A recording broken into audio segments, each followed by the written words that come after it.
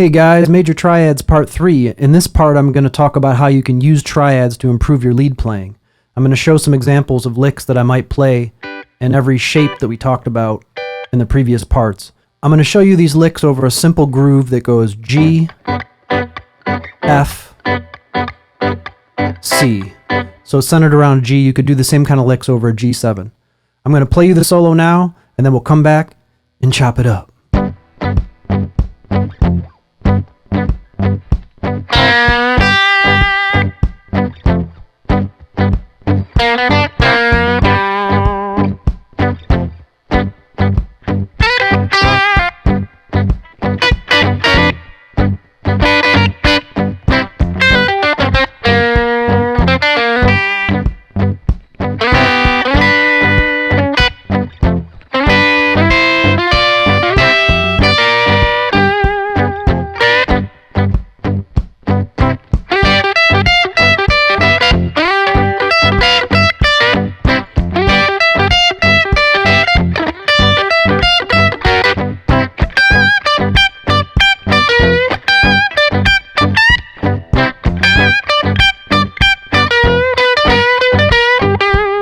Okay, so let's talk about some of the licks I was playing. In the first shape, one of the licks I played a lot is instead of starting on the B, which is the major third, I'll start on the minor third, and I'll bend up towards the B, and then play the G. And you'll see me do that in other positions too. That's a very common blues move. You're on the minor third, bending up to the major third. You don't even have to bend it all the way up. You can do a quarter step, and it has a cool sound to it.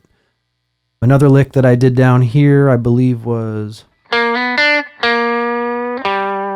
you notice that here I'm sliding into the major third from the minor third, hitting the second string, and then I'm bending up again on that B flat, and I'm coming back home to G. So I'm including notes outside of the triad, but if you want to sound musical, you have to do that, okay? So I'm still thinking triadically. Is that a term? But it's effective, because every note in the triad is safe, okay? The next shape, the licks I did up here, I think I did, and then I came back to the F note here, and the F note is the seventh in the key of G, the minor seventh, and that's another note that's kind of a really good color note when you're playing over progression like G to F, which is kind of a G mixolydian, or a G7 chord. That F sounds really good in there, so if you think of this shape, and then the F note on the 6th fret, you know that's what I'm doing there. That's right out of the triad, and then I'm playing that note. Then I played the outside notes. Then I did this lick where I started on the 8th fret, passing tone. One more time on that lick. Passing tone, bend up. Then I played some outside notes that I talked about in the previous parts. Here I was using some passing tones, 9th and 8th, 10th and 10th, and then one of my favorite licks. Now we're in the third shape. So the third shape of the triad here, again, instead of playing the B, I like to bend up the B flat and then come back home to the G. And if you use the 10th fret together, the 10th fret and the 11th, you get a cool sound there.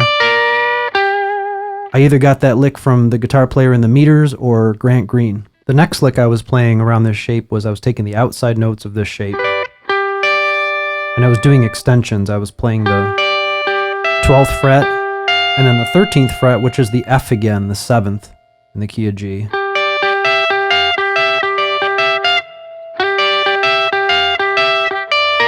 And I was coming back to that.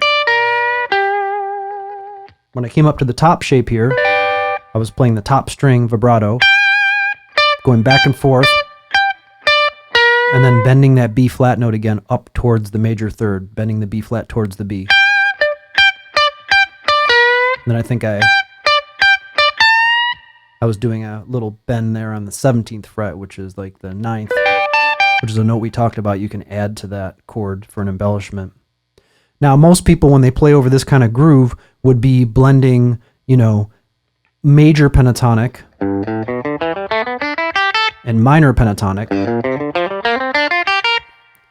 And that still totally works. And if I was playing in a real playing situation over this, I would obviously blend in those kinds of ideas. You know, I would be doing stuff like,